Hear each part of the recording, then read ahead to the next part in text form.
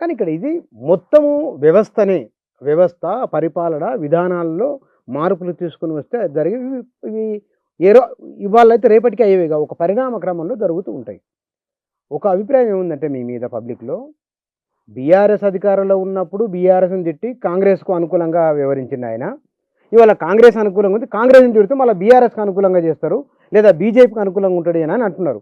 మరి దీనికి పట్ల చాలామంది అంటున్నారు ఇట్లా. బుచ్చన్ అయితే దీని విషయంలో ప్రజలకు కూడా క్లారిటీ ఏందంటే, నేను బీఆర్ఎస్ పక్షాన లేక కాంగ్రెస్ పక్షాన ఉన్నా, కాంగ్రెస్ పక్షాన ఇప్పుడు లేక మళ్ళీ బీజేపీ బీఆర్ఎస్ పక్షాన పోయేదనేది దాంట్లో వాస్తవం లేదు. ఎప్పుడు ప్రజల పక్షాన్నే ఉన్నా నేను. తెలంగాణ అంశాల చుట్టూ తిరుగుతున్నాం. ఫస్ట్ 2001లో టీఆర్ఎస్‌లో ఉన్నప్పుడే ఈయనతోని కాదు ఈయన సరిగ్గా చేయలేడనే బయటికొచ్చి విద్యార్థి ఆర్గనైజేషన్ పెట్టినాం.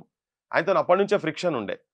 ఓకే. వచ్చిన తర్వాత గూడా తనొచ్చిన తర్వాత అందరిని ఎవరిని టీడీపీలోని తీసుకొని ఎమ్మెల్యేలని జేసిండు. అందులో ఉద్యమకారులను చేస్తే వేరే వేరే సిట్యుయేషన్ ఉంటుండే కావచ్చు. అట్‌లీస్ట్ అడిగేటోడన్నా ఉంటుండే కావచ్చు. సో, వాళ్ళందరూ తెలంగాణ సంపదను ఏం చేసిరనేది ప్రజలకు ఎరుక మొత్తం. అది కాదన్నప్పుడు నేనెప్పుడు కాంగ్రెస్‌కి ఓటేయమని చెప్పి లాస్ట్ 10, 12 ఇయర్స్‌లో నేను ఎప్పుడు చెప్పలేదు. కానీ మొన్నటి ఎలక్షన్‌ల కేసీఆర్ మాత్రం కూలగొట్టాలనేది మాత్రం పడ్డది. కానీ ఆ క్రమంలో ఒక రాజకీయ వ్యవస్థ తయారై లేదు అప్పటిదాకా. అప్పుడు అనివార్యంగా 6 నెలల ముందు వరకు గూడా కాంగ్రెస్ ఎక్కడ ఎమ్మెల్సీలు నిలబడితే 5 స్థానం, 6 స్థానం చిన్నారెడ్డి అసొంటాయనే ఆయన 2 సార్ల, 3 సార్ల మంత్రి అయినటువంటి వ్యక్తి ఎన్నో అంటే ఆయన చైల్డ్‌హుడ్ నుంచి ఆల్‌మోస్ట్ విద్యార్థి నాయకత్వం నుంచి ఆయన వచ్చినటువంటి వాడు. ఆయన 5వ స్థానంలకు పోయే స్థాయిలో ఉంటే ఎమ్మెల్సీ నిలబడితే డిపాజిట్లు రానన్ని సిట్యుయేషన్‌లో కేసీఆర్ వ్యతిరేకమైనటువంటి ఓటు కాంగ్రెస్‌కొచ్చింది తప్ప కాంగ్రెస్ ఏదో చేస్తదనే ఉద్దేశం కూడా కాదు. ఏదో ఒకటి ఉంటది. అవసరమైతే రాహుల్ గాంధీని పోయి ఆడ మొత్తుకోవచ్చు, చెప్పుకోవచ్చు అనే అనే ఉద్దేశంతోటి జరిగింది. ఇప్పుడు మాట్లాడే ఏ అంశమైనా ప్రజలు ఇది ఈయనని తిడతాడు, ఆయనని తిడతాడు అనే దానికన్నా మాట్లాడే అంశాలలో వాస్తవం ఉందా లేదా అనేది గ్రహిస్తే సరిపోతది. అప్పుడు కేసీఆర్ మీద మాట్లాడినా, ఇప్పుడు రేవంత్ మీద మాట్లాడినా, బీజేపీ మీద మాట్లాడినా, ఏ రాజకీయ వ్యవస్థ గురించి మాట్లాడినా గానీ ప్రజల సమస్య గురించి ప్రజల పక్షాన మాట్లాడుతున్నామా అనేది గ్రహిస్తే దానికి పరిష్కార మార్గం ఉంటది. నేను ఒకటే ఉదాహరణ చెప్తున్నా. ఇప్పుడు తెలంగాణలో ఈ ముఖ్యమంత్రి వచ్చిన తర్వాత బాలసుబ్రహ్మణ్యం విగ్రహం అంశం. బాలసుబ్రహ్మణ్యం విగ్రహం ఇక్కడ రవీంద్ర భారతిలో పెడతాను అన్నాడు. నేను అపోజ్ చేసిన దాన్ని. ఎందుకు అపోజ్ చేసినా కారణాలు చెప్పిన. అంటే తెలంగాణ వచ్చిన తర్వాత కూడా నా ప్రాంత చరిత్ర నన్ను కాపాడుకోవాలి కదా! ఎన్టీ రామారావు అంశం వచ్చింది. ఎన్టీ రామారావు విగ్రహం పెట్టుడు ఎక్కడిది? మా అందశ్రీది నువ్వు ఆడ కనీసం చెత్త కూడా ఎయలే నువ్వు ఆడ. కుక్కలు, బల్లులు, పిల్లులు సంసారాలు చేస్తున్నాయని మాట్లాడినావు. ఇయాల 2 తటల మట్టి పోసినట్టు నువ్వు ఊకే ఈ మాటలు మాట్లాడుతుంటే. ఇది ఆయన తిట్టుడనేది కాదు. మన సెల్ఫ్ రెస్పెక్ట్‌కి సంబంధించినటువంటి అంశం. ఎన్టీ రామారావుకు వందలాది విగ్రహాలున్నాయి. మరి ఆంధ్రాలో చెన్నారెడ్డి విగ్రహాలు ఉన్నాయా? పెట్టిపిచ్చినవా? వాళ్ళు పెట్టిర్రా ఎక్కడన్నా అని అడిగినాం. ఆ అంశం చూడండి గానీ, దాని దగ్గర నువ్వు వీళ్ళనెందుకు తిడుతున్నావు, వాళ్ళనెందుకు తిడుతున్నావు కాదు. ఇయాల చెన్నారెడ్డి పేరు మీద పెట్టి ఒక హాస్పిటల్ ఓపెన్ చేస్తున్నావు. ఇట్లా మాట్లాడుతుంటే చేసినావు. నీకు దగ్గర కదా! ఆంధ్రాకు పోయి అక్కడ చంద్రబాబు నాయుడుకు చెప్పి అక్కడ ఒక 10 విగ్రహాలు పెట్టించి, ఓ 10 జాగాలకు ఆయన పేరు పెట్టియాలని. ఇది నేను అస్తిత్వం గురించి మాట్లాడుతున్నాం.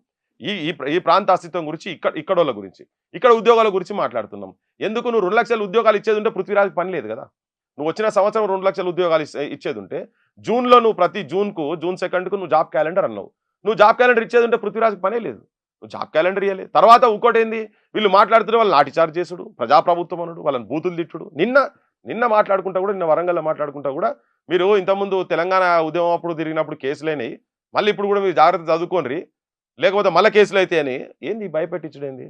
ఇప్పుడు ఆయన చెయ్యని దాన్నే మాట్లాడుతున్నాం కదా! నువ్వు బడులు ఎందుకు బంద్ చేస్తున్నావు? నువ్వు బంద్ చేసిన బడులు తెరిపిస్తా అన్నావు. ఆ బళ్ళ కాడికి పోయి మాట్లాడితే పృథ్వీరాజు ఈయనను తిట్టినోడా? నాకేమో గెట్టు పంచాయతా? కుడ పంచాయతా? నాకేమన్నా కావాలనో కాదు కదా! నేను ఈ ప్రజల గురించి, మన గురించి, వీటి గురించే కదా తెలంగాణ ప్రజలు మొత్తం కొట్లాడింది. ఇట్లా కోకోల సమస్య మొన్న ఖమ్మం పోయినాం. ఇంత మందు తాగిండు. ఆ పిల్లగాడు మందు తాగిండు. ఎందుకు తాగిండు? నువ్వు మందు తాగినా పర్వాలేదు. ఎండ్రిని తాగి సావుండ్రి బాయిలో పడ్డా గానీ నేను వినా అని చెప్పి ముఖ్యమంత్రి చెప్పిండు. చెప్తే మంచి కవి ఆ పిల్లగాడు. విజయశ్రీ అని పేరు పెట్టుకున్నాడు. ఆ పిల్లగాడు గౌడు. పేద కుటుంబం వాళ్ళ తండ్రి తాళ్ళెక్తాడు. అదే ఊర్లో డబుల్ బెడ్‌రూమ్ 5 ఎకరాలు ఉన్నోనికి డబుల్ బెడ్‌రూమ్ వచ్చింది. వీళ్ళకి కనీసం ఏం లేదు. నీ స్కీమ్‌లో అది మాట్లాడితే అది అరే నీ స్కీమ్‌లు కూడా పర్ఫెక్ట్ ఇంప్లిమెంట్ అయితలేవు. ఆ పిల్లగాని దగ్గర పోయి మాట్లాడి ఇటువంటి సావులు బంద్ చేయాలని. ఇట్లా ఎంతోమంది సావుల దగ్గర పోయినాం. సాకల ఐలమ్మ మనువానికి ట్రీట్మెంట్ ఇప్పియలేదు నాయన నువ్వు. ఆయనను ఎన్నికల ముందు నువ్వు కూర్చోబెట్టుకొని వాడుకున్నావు అని మాట్లాడితే తప్ప. పోలీసోళ్ళు బూతులు తిడుతుంటే పోయి అడ్డం పోయి నిలబడి తప్ప. ప్రెస్ క్లబ్‌లో లట్లు పట్టుకొని వచ్చి ప్రెసోళ్ళని కొడతా అంటే, అరే ఎట్లా కొడతావు అంటే నేను ఎవరికి సపోర్ట్ చేసినట్టు ఏం మాట్లాడలేదే. నేను బీజేపీల గురించి మాట్లాడుతున్నా. వాస్తవాలు ఫ్యాక్ట్స్ ఏముంటే అవి మాట్లాడుతున్నా. దాంట్లో తప్పులుంటే తప్పులు తీయాలి. కానీ ఇప్పుడు రేవంత్ కాంగ్రెస్ గవర్నమెంట్ను క్వశ్చన్ చేస్తే నేను బీఆర్ఎస్కు సపోర్ట్ చేసినాను కాదు. బీఆర్ఎస్ వాళ్ళు తప్పులు చేశారు. ఇప్పుడు మీ ఇంటర్వ్యూలో కూడా ఇప్పుడు మనం మాట్లాడుకుంటూ చెప్తున్నా కదా కూర్చున్నా. ఇక్కడ చెప్తాం బీజేపీ వాళ్ళు చేసేటి బీజేపీ వాళ్ళే చెప్తాం. ప్రజలకు ఏది కావాలో గది మాట్లాడుతున్నాను నేను అంతనే. దాన్ని రాజకీయంగా ఒకరికొకరు వాడుకోవాలనే ప్రయత్నం చేస్తున్నారు. అది జరుగుతున్నది అంతనే. కానీ ఇక్కడ ఇంకొక ఆర్గ్యుమెంట్ ఏమున్నది మీ మీద అంటే, బహుశా వీళ్ళందరూ కలిసి ఒక రాజకీయ పార్టీ పెట్టాలనుకుంటున్నారు. అందువల్లనే ఈ పార్టీని, ఆ పార్టీని, ఈ పార్టీని అందరిపైన విమర్శలు చేస్తూ ఉన్నారు అనేది కూడా ఉంది మరి. అయితే నేను 100% తెలంగాణకు అనివార్యంగా ఇప్పుడు కాదు, ఎప్పుడైతే 2001లో కేసీఆర్ రాకముందు ఇక్కడ ఎవరు తెలంగాణ అన్నా కానీ నక్సలైట్లతో సంబంధాలు ఉన్నాయని తీసుకుపోయి దెబ్బలు కొట్టుడు కావచ్చు, కేసులు పెట్టుడు కావచ్చు, దాంట్లో బయలైన దాంట్లో నేను కూడా ఉన్నా. నేను ఒక మాజీ మంత్రి కొడుకునైనా, ఒక మాజీ మంత్రి ఇంటికి కూడా పోలీసు వాళ్ళు వచ్చి రేడ్లు చేశారు. అది తెలంగాణ వచ్చేంత వరకు ఆ సిచ్యువేషన్స్ కంటిన్యూ అయినాయి అవన్నీ. సో నాకే తప్పనప్పుడు అంటే అప్పుడు ఉద్యమాలతోనే తెలంగాణ అని అనుకున్నాం, కానీ ఇది కాదు, ఏదన్నా ఒక రాజకీయ పార్టీ కూడా ఉండాలని. కానీ ఆ రాజకీయ పార్టీ ఏమైంది పెట్టిన తర్వాత అది కూడా మొత్తం మళ్ళీ అదే ఉన్నోళ్ళ రాజకీయ పార్టీ లెక్క దొరల భూస్వాముల చేతులలో ఎట్లయితే ఇక్కడ నలిగిపోయి కొంతమంది, నేను అందరి గురించి కూడా చెప్తలేను, అట్లా వీళ్ళ మనస్తత్వం కూడా అట్నే అయ్యి ఆంధ్రలతో కాంప్రమైజ్ పాలిటిక్స్ చేసుకుంటూ పోయే సిచ్యువేషన్ వచ్చింది. కానీ దాంతో కొంత షెల్టర్ ఇక్కడ ఉద్యమంలో తిరిగేటలో కొంచెం షెల్టర్ దొరికింది. అట్లనే ఇప్పుడు దేవేందర్ గౌడ్ ఫార్ములా కావచ్చు, ఇవన్నీ వచ్చింది. దాంట్లో ఒక రాజకీయ పార్టీ కావాలని నేను కూడా గదరన్నతో రిపీటెడ్గా మొత్తుకునేది. అన్నాను వదిలేసేయి, నువ్వు రా, ఒక వైట్ పేపర్లను 10 మందిని తీసుకుపోదాం. రాజకీయ పార్టీ లేకుండా ఇప్పుడు జనం మనం చెప్తాం, ఇష్యూస్ ఎక్స్పోజ్ చేస్తాం. ఇప్పుడు నువ్వు అన్నావు, నీకు అన్నది జనం కూడా అన్నారు, ఈయన తిడితే ఆయన వస్తాడు, ఆయన తిడితే ఈయన వస్తాడని. కరెక్టే భయ్, ఈయన దొంగ ఆయన దొంగ, మరి ఓటు ఎవరికి వేయాలంటే ఏం చెప్పాలి? ఇప్పుడు మరి మంచోడు ఎవడు ఇలా టీడీపీ బీజేపీ మన బీఆర్ఎస్ వాళ్ళతోని ఇబ్బంది అయింది, అలానే ఎక్స్పోజ్ చేసినాం. నేషనల్ లెవెల్లో బీజేపీ కూడా ఎక్స్పోజ్ అయిపోయింది. ఇక్కడ కాంగ్రెస్ అంతకుముందు నుంచి ఎక్స్పోజ్ అయింది. తర్వాత 369 మందిని సంపించిన కాంగ్రెస్ కూడా మళ్ళీ తీసుకొచ్చి పెట్టినాం. ఆఖరికి ఏ పరిస్థితి వచ్చిందంటే 369 మందిని నిర్దాక్షిణ్యంగా కాల్చి చంపిన కాసు బ్రహ్మానందరెడ్డి విగ్రహాన్ని బీఆర్ఎస్ వాళ్ళు కూడా చుట్టూ ప్రదక్షిణ కొట్టిండ్రు. ఇప్పుడు రేవంత్ రెడ్డి వచ్చిన తర్వాత ఆయన దండలేసి సత్కారాలు చేస్తున్నాడు. ఆయనకు ఆ స్థాయిలో పోయిన తర్వాత ఇదంతా ఎవరు కావాలి?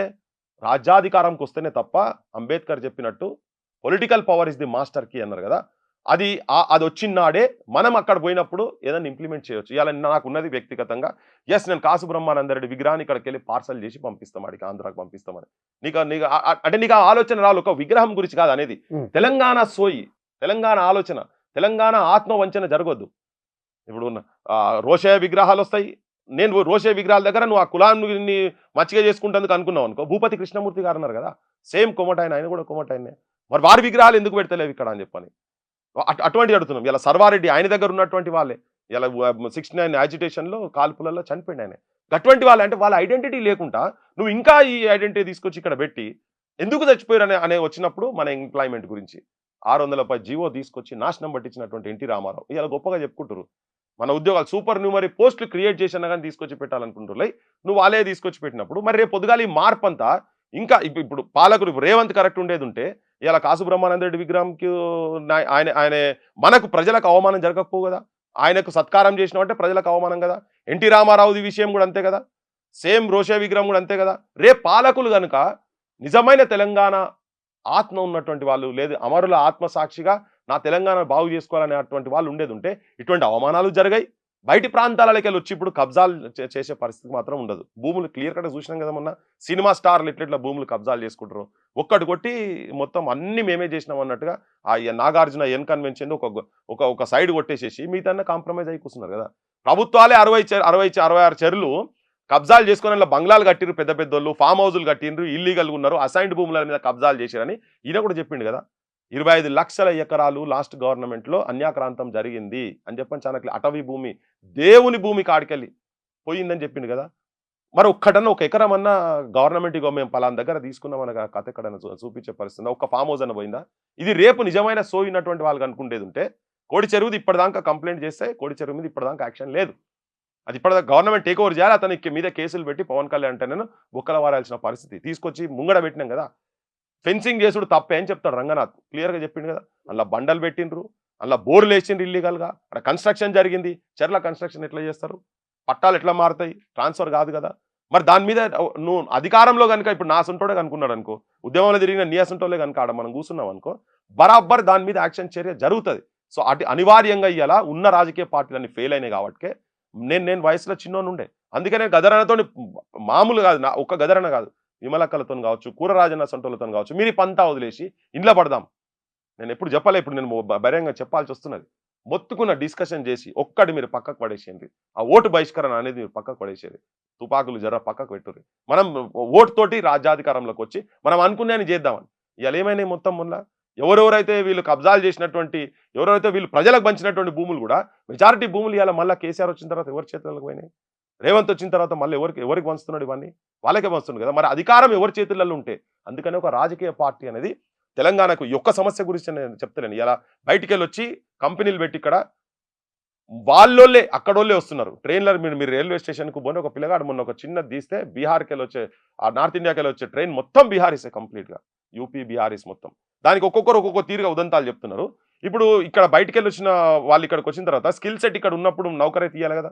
కాంగ్రెస్ వాళ్ళు 80% వాళ్ళు ప్రైవేట్ దాంట్లో కూడా తెలంగాణలోకి రిజర్వేషన్స్ ఇస్తామని చెప్పారు. అది అది అది లేదు, జరుగుతలేదు, ఇంప్లిమెంట్ అయితే లేదు. నీకు నిరుద్యోగం ఉండదు. నిన్నగాక మొన్న ఒక కాంగ్రెస్ లీడర్ చెప్తారు, ఇక్కడ చేతన అయితే లేదు, నువ్వు దావాతులు చేసుకుంటున్నారు అని అంటున్నాడు. ఎంత సిగ్గుమాలిన మాటలు.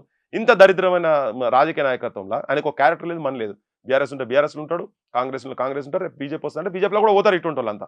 ఇటువంటి చెత్త రాజకీయ నాయకత్వం ఉన్న తర్వాత ఇప్పుడు తెలంగాణలో అవునన్నా కాదన్నా చదువుకున్న సంఖ్య పెరిగింది.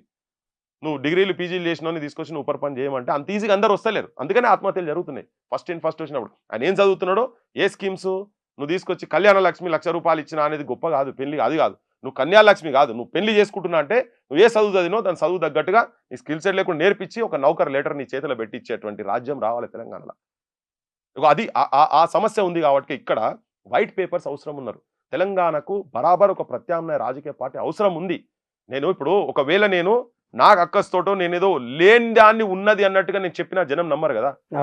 జనం ఎందుకు నమ్మరు? జనం పిచ్చోళ్ళ.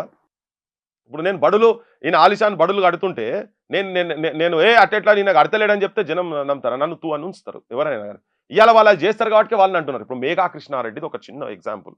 ఇవాళ ఆయన కొత్తగా వచ్చింది దాంట్లో 105 బడులను, ఇంటిగ్రేటెడ్ స్కూల్స్ను మొన్నటిదాకా మేఘా కృష్ణారెడ్డిని దొంగ లంగా అని అధికారంలో రాకముందు వరకు తిట్టిండ్రు. వీళ్ళే అందరు పైసలు తీసుకున్నారు ఆయన దగ్గర.